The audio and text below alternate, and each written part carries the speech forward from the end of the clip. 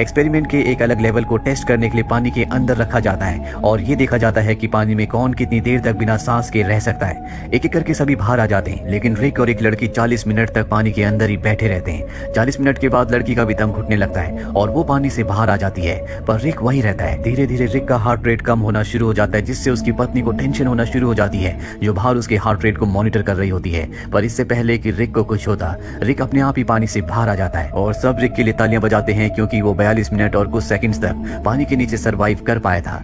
रात को दिखाया जाता है कि रिक अपनी पत्नी एबिगेल के साथ स्विमिंग पूल में होता है, जहां पर उसकी पत्नी उसकी बैक पर कुछ नर्व्स को फील करती है, लेकिन उसे लगता है कि ये सब इस एक्सपेरिमेंट, इस मेडिकेशन की वजह से हुआ है। अब कुछ दिन और बीत जाते हैं और एक बार फिर से रिक के ऊपर सर्जरी की जाती है, और जिस दिन उसके ऊपर सर्जरी की जाती है उसी रात को वो अपने बेड पर नहीं होता, जो देखकर उसकी पत्नी एबिगेल उसे ढूंढने के लिए जाती है। वो देखती है कि वो किचन में है, जहां पर वो अपनी बॉडी में आइस लगा रहा है, क्योंकि उसे बहुत ज्यादा गर्मी लग रही होती है। इसके बाद एबिगेल उसे और भी आइस लाकर देती है। रिक बताता है कि उसे ठंड का बिल्कुल भी एहसास नहीं हो रहा, जिसका मतलब ये है कि जिस तरह से वैज्ञानिक यहाँ के लोगों को टाइटन के लिए तैयार करना चाहते हैं, वो धीरे धीरे तैयार हो रहे हैं, क्योंकि टाइटन में बहुत ज्यादा ठंड है और वहाँ पर इसी तरह के शरीर की जरूरत है जिन्हें ठंड का एहसास ना हो। लेकिन टाइटन में अब भी इनके सामने सबसे बड़ा चैलेंज मीथेन और नाइट्रोजन का है। मीथेन गैस के साथ इन्हें अंडर वाटर स्विम करने के लिए कहा जाता है, साथ ही इन्हें खास तरह के मास्क पहनाए जाते हैं, जिससे नाइट्रोजन बहुत ज्यादा रिलीज होता है और उस मास्क को पहनकर सबको रनिंग करनी होती है।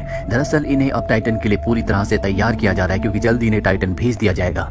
इसी तरह से कुछ दिन बीत जाते हैं और एक दिन जब ये सब के सब वॉशरूम में होते हैं तो रिक ऑब्जर्व करता है कि उसका हेयर फॉल हो रहा है, यानी कि उसके बहुत सारे बाल झड़ रहे हैं। यहाँ पर एक और लड़का होता है जिसका हेयर फॉल हो रहा होता है। ये समझ जाते हैं कि इनके साथ जो मेडिकेशन से ट्रीटमेंट किया जा रहा है ये सब उसकी वजह से हो रहा है, और तभी यहाँ पर एक लड़की की तबीयत खराब हो जाती है और उसकी मृत्यु हो जाती है। ये देखकर सब के सब डर जाते हैं, क्योंकि जो ट्रीटमेंट उस लड़की को दिया गया था वही इन सबको दिया गया है, यानी कि इन सब की जान को भी खतरा है। इसीलिए रात को सब के सब वो लोग जिनके ऊपर एक्सपेरिमेंट किए जा रहे हैं और उनकी फैमिलीज रिक के घर पर इकट्ठा होते हैं, जहाँ ये आपस में डिस्कशन करना शुरू कर देते हैं। और तभी इन्हीं में से एक डीन, जिसके ऊपर एक्सपेरिमेंट किए जा रहे थे, बहुत ज्यादा अग्रेसिव हो जाता है और अपनी पत्नी के ऊपर हमला भी कर देता है। दरअसल जब से उसके ऊपर एक्सपेरिमेंट किए जा रहे हैं उसका गुस्सा बढ़ता ही जा रहा है। ये देखकर सब के सब घबरा जाते हैं। ये किसी तरह से डीन को शांत करते हैं और अगली सुबह रिक के घर पर डॉक्टर आती है। वो रिक और उसकी पत्नी को बताती है कि जिस लेडी की मृत्यु हुई है उसे किडनी स्टोन था और किडनी स्टोन की वजह से उसकी मृत्यु हुई है। एक्सपेरिमेंट से उसका कोई भी लेना देना नहीं है, लेकिन रिक जानता है कि यहाँ पर कुछ न कुछ गड़बड़ है।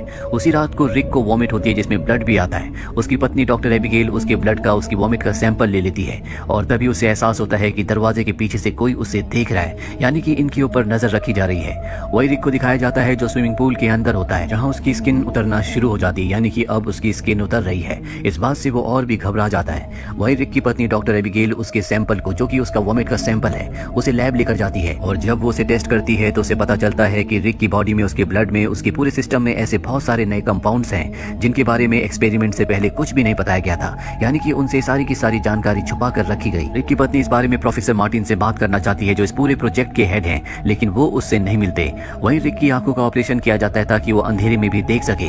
ऑपरेशन के बाद जब वो घर आता है तो उसकी आंखों से खून निकलना शुरू हो जाता है, जिस वजह से उसे एक बार फिर से हॉस्पिटल ले जाया जाता है, जहाँ पर रिक की पत्नी को प्रोफेसर मार्टिन मिलते हैं। वो उन पर आरोप लगाती है, उनसे पूछने की कोशिश करती है कि ये सब क्या हो रहा है, लेकिन वो उसकी किसी बात का जवाब दिए बिना वहाँ से चले जाते हैं। अब जब रिक की पत्नी घर वापस आती है तो वो देखती है कि उनके नेबर डीन के घर के बाहर मिलिट्री है। डीन वही है जिसके ऊपर एक्सपेरिमेंट किए जा रहे हैं, जो बहुत ज्यादा अग्रेसिव हो चुका है। दरअसल डीन ने अपनी पत्नी को मार दिया है और अब उसकी शक्ल, उसका हुलिया पूरी तरह से बहुत ज्यादा बदल चुका है। मिलिट्री डीन को अपने साथ पकड़ कर ले जाती है। अब डॉक्टर एबिगेल को, यानी कि रिक की पत्नी को, पूरी तरह से यकीन हो चुका है कि इनसे बहुत सारी बातें छुपाई जा रही हैं। इसीलिए रिक का कार्ड लेकर वो उस जगह पहुंच जाती है जहां पर सबकी फाइल्स हैं, और उन फाइल्स में से एक फाइल उस लेडी की भी होती है जिसकी मृत्यु हो गई थी, जिसके बारे में बताया गया था कि उसे किडनी स्टोन था। पर जब वो उसकी फाइल पढ़ती है तो उसे पता चलता है कि उसकी मृत्यु किडनी स्टोन की वजह से नहीं, बल्कि एक्सपेरिमेंट की वजह से हुई है। रिक की पत्नी देखती है कि वहाँ एक दूसरे रूम में प्रोफेसर मार्टिन की नासा के लोगों से बातचीत, मीटिंग चल रही होती है, और इस मीटिंग में नासा के लोग प्रोफेसर के ऊपर इल्जाम लगाते हैं कि उन्होंने इंसानों के ऊपर बायोलॉजिकल टेस्ट किए,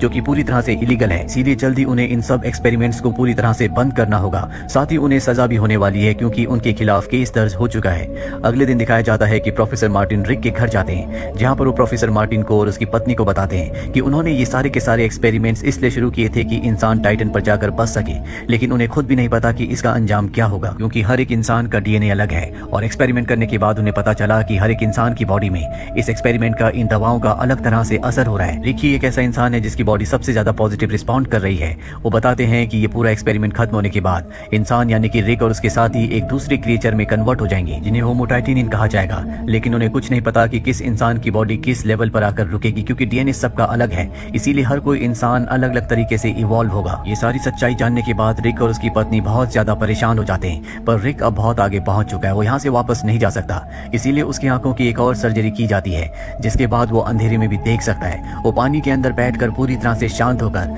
चारों तरफ महसूस कर सकता है कि क्या हो रहा है। अब जितने भी लोग होते हैं जिनके ऊपर एक्सपेरिमेंट किए जा रहे थे, उन सब की एक और सर्जरी की जाती है, और इस सर्जरी के बाद जितने भी लोग होते हैं जिनके ऊपर एक्सपेरिमेंट्स किए जा रहे थे, उन सब की मृत्यु हो जाती है। सिर्फ यहाँ पर रिक और उसकी दोस्त डेली बचते हैं। रिक से मिलने के लिए उसकी पत्नी और उसका बेटा आता है, जो रिक को देखकर पूरी तरह से हैरान हो जाते हैं, क्योंकि उसकी शक्ल अब पूरी तरह से बदल चुकी होती है। उसके शरीर में कान नहीं होते, ना ही सिर में एक भी बाल होता है। हालांकि रिक अपने परिवार को पहचानता है, वो उनकी बातें सुन सकता है, लेकिन रिक उनसे बात नहीं कर सकता, क्योंकि अब उसकी बॉडी इवॉल्व होने के बाद सिर्फ लो फ्रीक्वेंसी में बात कर सकती है, जिसे इंसान नहीं सुन सकते। इसके बाद रिक को उसके घर वापस भेज दिया जाता है, और जब रिक रात को अपने घर पर होता है, तभी वहाँ पर टेली आती है। टेली के हाथ में खून होता है, जिससे सबको समझ में आ जाता है कि उसने अपने पति को मार दिया है, क्योंकि अब वो बहुत ज्यादा अग्रेसिव हो चुकी है। जब मिलिट्री को बात पता चलती है, तो टेली को और रिक को पकड़ने के लिए आ जाते हैं। दोनों अपने आप को बचाने के लिए मिलिट्री के ऊपर हमला कर देते हैं। टेली को मिलिट्री वाले मार देते हैं। रिक यहाँ पर अपनी पावर से सभी मिलिट्री वालों को मारकर अपनी जान बचाकर भाग जाता है। रिक की पत्नी एबिगेल उसे ढूंढने के लिए उसका पीछा करती है, और वो जल्दी रिक तक पहुंच जाती है। रिक अब भी अपनी पत्नी से बहुत प्यार करता है, और जब वो अपनी पत्नी को स्पर्श करता है, तो वो उसका माइंड रीड कर लेता है, जो कि उसकी एक नई पावर है। और तभी मिलिट्री का हेलीकॉप्टर यहाँ पर आता है। अपनी पत्नी के कहने पर रिक अपने आप को मिलिट्री के हवाले कर देता है। इसके बाद रिक को वापस लैब में लाया जाता है।